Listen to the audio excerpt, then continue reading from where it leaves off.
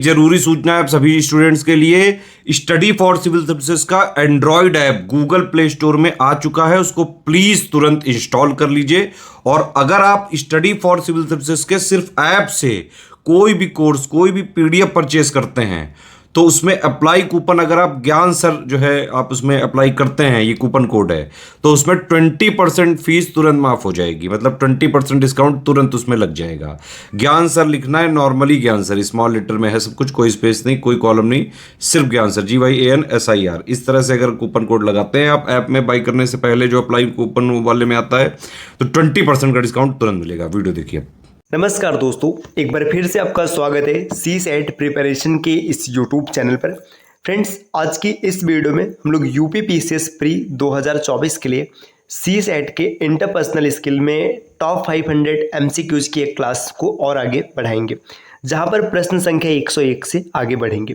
प्रश्न संख्या 101 दिया है, निम्नलिखित में से कौन सा व्यवहार सहकर्मियों के शाब्दिक अपशब्द को तितर बितर करने में सर्वाधिक उपयुक्त है। देखिए, सेम यही डेटा यहाँ पर अंग्रेजी में दिया है। Which one of the following behaviour is the most appropriate for discussing verbal abuse of coworkers. मतलब आपके साथ कुछ काम करने वाले कर्मचारी हैं, इनके शाब्दिक अपशब्द को तितर बितर करना है, तो इसमें कौन सी प्रतिक्रिया आपके लिए सबसे बेहतर होगी? रक्षात्मक हो जाना, वाद विवाद में पड़ जाना, हानिकारक भाषा को स्वीकार करने से इनकार करना, और आक्रामक देह भाषा बनाए रखना। तो देखिए, इन जब चारों विकल्पों को ध्यान से देखेंगे तो आपका इस सही विकल्प जो बनेगा ये हो जाएगा विकल्प सी, हानिकारक भाषा को स्वीकार करने से इनकार करना। मतलब इंग्लिश में देखेंगे तो refuse to accept harmful language, मतलब जो हार्मफुल लैंग्वेज का वो यूज कर रहे हैं उसे एक्सेप्ट नहीं करना है। अगला प्रश्न यहाँ पर दिया सामीप, मतलब प्रोक्सेमिक्स संबंधित है। प्रोक्सेमिक्स इज रिलेटेड टू, देखिए सामीप्य की बात हो रही है। सामीप्य का मतलब ये होकर कि ये एक प्रकार का कम्युनिकेशन होता है। अब ये कम्युनिकेशन किस प्रकार का कम्युनिकेशन है इसकी बात करेंगे। तो देखिए, यहाँ पर अगर आप विकल्पों को देखेंगे तो इसमें दिया है तटस्थ संप्रेषण से, एक दिशान्मुख संप्रेषण से, है ना, शाब्दिक संप्रेषण से और अशाब्दिक संप्रेषण से। देखिए, अब इन शब्दों को अगर ध्यान से देखेंगे, इन सभी को यहाँ पे दिया न्यूट्रल कम्युनिकेशन, है ना, इनडायरेक्शनल कम्युनिकेशन, है ना, सॉरी माफ कीजिएगा, यूनिडायरेक्शनल कम्युनिकेशन, है ना, वर्बल कम्युनिकेशन और नॉन वर्बल कम्युनिकेशन। तो जो प्रोक्सेमिक्स होता है इसका अर्थ होता है नॉन वर्बल कम्युनिकेशन। तो विकल्प डी इस प्रश्न का सही उत्तर हो जाएगा। अगले प्रश्न पर आते हैं। प्रश्न संख्या 103 दिए, प्रभावी अंतर वैयक्तिक संप्रेषण का मुख्य तत्व है। देखिए, the key elements of the effective interpersonal communication, है ना, जो इंटरपर्सनल कम्युनिकेशन है आपने थियरी क्लास में पढ़ा था। अगर इफेक्टिव बनाना है तो इसका सबसे प्रमुख जो की है ये क्या है? Active listening. तो इसका जो सही विकल्प हो जाएगा सक्रिय श्रवण। बाकी आप चार विकल्प यहाँ पे देख सकते हैं, अमूर्तता, विसंवेदीकरण, सक्रिय श्रवण और आत्म केंद्रित सुदृढ़ीकरण। तो जब भी एक्टिव लिसनिंग जो होगा ये आपके इंटरपर्सनल कम्युनिकेशन को काफ़ी ज़्यादा इफेक्टिव बनाएगा। अगले प्रश्न पर आते हैं दोस्तों, प्रश्न संख्या 104। इससे पहले आप स्क्रीन पर कुछ नंबर्स देख पा रहे हैं। अगर आप टीम के पेड कोर्सेज से जुड़ना चाहते हैं PCS के कंप्लीट प्रिपरेशन के लिए, तो आप इन दिए गए नंबर पे कॉल या व्हाट्सएप करके टीम के पेड कोर्स से जुड़ने की प्रक्रिया समझ सकते हैं। इसके अतिरिक्त ज्ञान सर का व्हाट्सएप नंबर है, आप यहाँ से व्हाट्सएप के माध्यम से भी जानकारी प्राप्त कर सकते हैं। अगर अभी तक आपने प्ले स्टोर से स्टडी फॉर सिविल सर्विसेज का एप्लीकेशन इंस्टॉल नहीं किया तो आप इसे ज़रूर इंस्टॉल कीजिएगा, क्योंकि एप्लीकेशन के माध्यम से किसी भी कोर्स को परचेस करते समय अगर आप कोड अप्लाई करते हैं ज्ञान सर, तो आपको प्रॉपर डिस्काउंट देखने के लिए मिलेगा। चलिए दोस्तों, अब आगे बढ़ते। प्रश्न संख्या 104 दिया है, निम्नलिखित में से कौन सा संगठनात्मक पारिस्थितिक से संबंधित है? देखिए, which one of the following is related to organisational ecology, है ना। आपको बताना है कि यहाँ पे संगठनात्मक इकोलॉजी क्या होगा। देखिए, केंद्रीकृत संप्रेषण, ऊर्ध्वगामी संप्रेषण, पार्श्विक संप्रेषण और अधोगामी संप्रेषण। तो जो इसका सही विकल्प हो जाएगा पार्श्विक संप्रेषण। इंग्लिश में अगर देखेंगे तो लेटरल कम्युनिकेशन।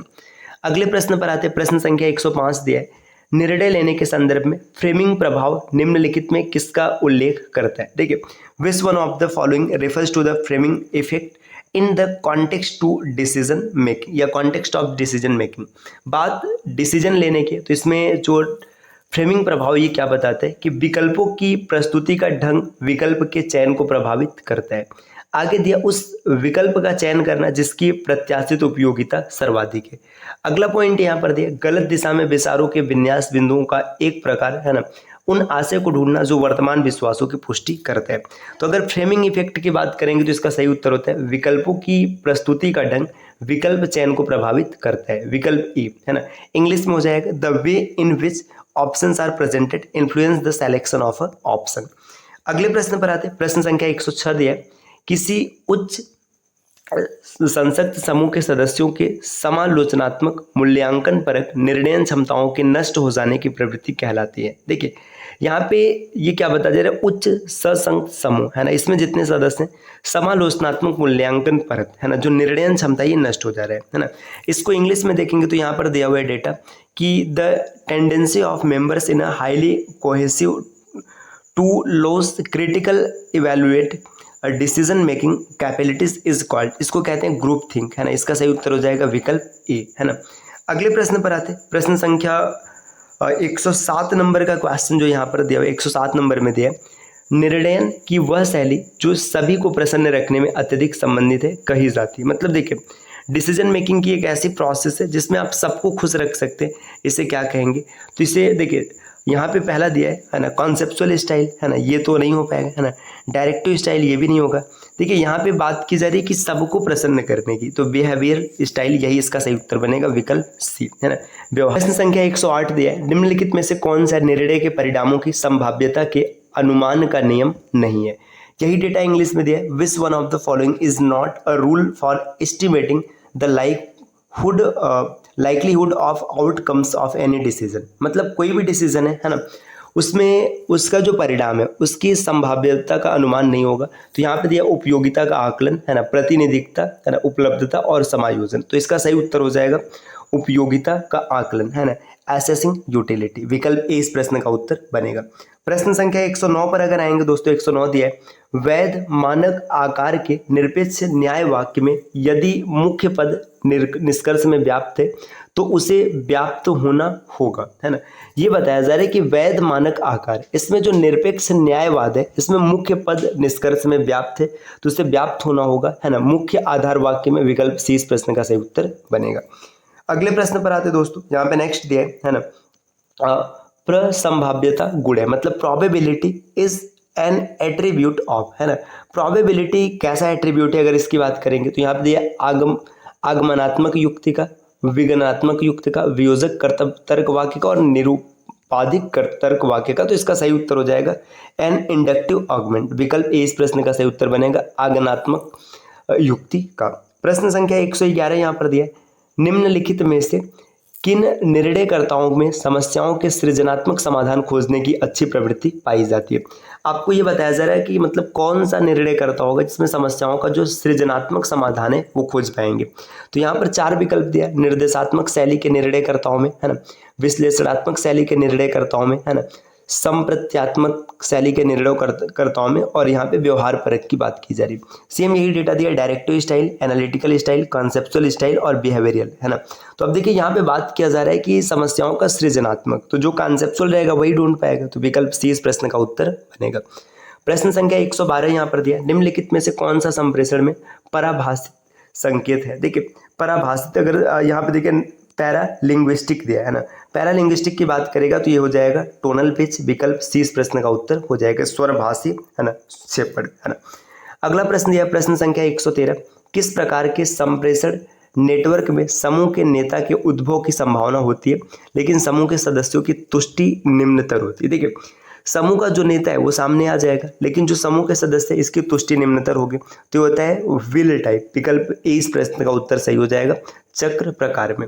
प्रश्न संख्या 114 दिया हुआ है, निम्नलिखित में से कौन सा ऊर्ध्वमुखी संप्रेषण में संगठनात्मक मौन का एक उदाहरण है। Which one of the following is an example of organisational silence in upward communication. देखिए बात साइलेंस की हो रही है ना, यहाँ पे दिया है विकृति, विलंब, निस्पंदन और अनुक्रिया का अभाव, तो यहाँ पे इसका सही उत्तर होता है फिल्टरिंग, विकल्प सी। प्रश्न संख्या 115 पर आते हैं, 115 नंबर का क्वेश्चन दिया है कि निम्नलिखित में से कौन सा सकारात्मक श्रवण का रूप नहीं है। Which of the following is not a form of positive listening. अब आपको बताना है इसमें से कौन पॉजिटिव लिसनिंग नहीं है। देखिए डायग्नोस्टिक लिसनिंग ये पॉजिटिव लिसनिंग है ना, रिफ्लेक्टिव ये भी पॉजिटिव लिसनिंग है ना, इम्फेटिक ये भी पॉजिटिव लिसनिंग है। तो जब 3 चीजें निकल गए तो बचेगा जजमेंटल लिसनिंग, ये पॉजिटिव लिसनिंग का उदाहरण नहीं है, तो विकल्प डी इस प्रश्न का सही उत्तर हो जाएगा निर्णयात्मक श्रवण। अगले प्रश्न पर आते हैं, प्रश्न संख्या 116 यहाँ पर दिया है कि निम्नलिखित में से कौन सा शोर से संबंधित संप्रेषण में बाधा नहीं है। मतलब आपको बताना है कि जो शोर से संबंधित है इसमें कौन नहीं आएगा। देखिए शोर की बात यहाँ पे किया जा रहा है ना। प्रत्यक्ष ज्ञानात्मक समस्याएं ये आएगा, सूचना अधिभार ये भी आएगा, द्विक आद्य प्ररूप है ना, द्विक आद्य प्ररूप की बात करेंगे, डायलिक है ना, आर्कीटाइप्स ये नहीं आएगा है ना। बाकी सांस्कृतिक विविधताएं ये भी आएगा। प्रश्न संख्या 117 दिया, 117 में दिया संप्रेषण प्रक्रिया में संदेश रूपांतरण की सफलता की जांच की जा सकती है ना। मतलब संदेश रूपांतरण में कितना सफल हो इसकी जांच की जाती है फीडबैक के द्वारा। प्रतिपुष्टि विकल्प सी इस प्रश्न का सही उत्तर होगा। अगर आपने थियरी क्लास ढंग से पढ़ी है तो देख रहे हैं कि डायरेक्ट यहाँ पे क्वेश्चन बन रहे हैं दोस्तों। अगला प्रश्न दिया 118 नंबर का, पार विभागीय समितियां रूप है। जो पार विभागीय समितियां होती है, विभाग की बात किया जा रहा है तो लेटरल कम्युनिकेशन हो जाएगा, विकल्प डी। प्रश्न संख्या 119 की बात कर रहे हैं, आपको कॉलम 1 और कॉलम 2 मतलब सूची 1 और सूची 2 को मिलाना है और इसमें से बताना है कौन सा सही होगा। दिया है सभी मनुष्य मरणशील है। देखिए सभी मनुष्य मरणशील है, अगर इसकी बात करेंगे तो ये सर्वव्यापी सकारात्मकता है, बिल्कुल सही, मतलब सब मरणशील है। दूसरा दिया है कोई मनुष्य मरणशील नहीं है। भाई ऐसा बोल रहे हैं कि कोई नहीं मरेगा, ये तो सीधी सी गलत बात है ना, ये सर्वव्यापी निषेधात्मकता। अब यहीं से अगर आप उत्तर को देखेंगे तो काफ़ी हद तक आंसर मिल जाएगा। ए के साथ 3 को मैच करना है और बी के साथ 1 को मैच करना है। ए के साथ 3 और बी के साथ 1। देखिए ए के साथ 3 और बी के साथ 1 सिर्फ विकल्प डी में है तो यहीं से क्लियर हो गया। बाकी देखिए कुछ विद्यार्थी बुद्धिमान है, अगर कुछ विद्यार्थी बुद्धिमान है तो सीधी सी बात है, सकारात्मक बात है ना। और कुछ किसान धनी नहीं है तो यहाँ पे नेगेटिव बात किया जा रहा है। अब कुछ की बात है तो ये आपका सही हो जाएगा, विकल्प डी। प्रश्न संख्या 120 पर आते हैं। 120 नंबर का क्वेश्चन यहाँ पर दिया, किसी समस्या की स्थिति में पूर्व में सामना की गई समस्या के समानता के आधार पर निर्णय लेने की प्रक्रिया को कहते हैं। मतलब पहले आपने किसी समस्या का सामना किया था और फिर आप सोच रहे हैं कि उसी बेसिस पे हम उसका सामना कर लेंगे, तो इसको प्रतिनिधिकता का स्वशोध कहते हैं, विकल्प 20 प्रश्न का सही उत्तर बनेगा। तो दोस्तों ये क्लास रही जिसमें हम लोगों ने 20 प्रश्नों का डिस्कशन किया है। ये क्लास लगातार चलती रहेगी। इस प्रकार के वीडियोज़ को निरंतर देखने के लिए आप चैनल को सब्सक्राइब कर सकते हैं और पीसीएस की कंप्लीट प्रिपरेशन के लिए आप टीम के पेड कोर्सेज से जुड़ सकते हैं, जिसके लिए इन दिए गए नंबर पे कॉल या व्हाट्सएप कर आप जानकारी प्राप्त कर सकते हैं। और दोस्तों अगर अभी तक आपने स्टडी फॉर सिविल सर्विसेज का एप्लीकेशन इंस्टॉल नहीं किया है तो इसे जरूर इंस्टॉल कीजिएगा, क्योंकि एप्लीकेशन के माध्यम से अगर किसी भी कोर्स को परचेस करेंगे तो वहाँ पर आपको प्रॉपर डिस्काउंट देखने के लिए मिलेगा। मिलते हैं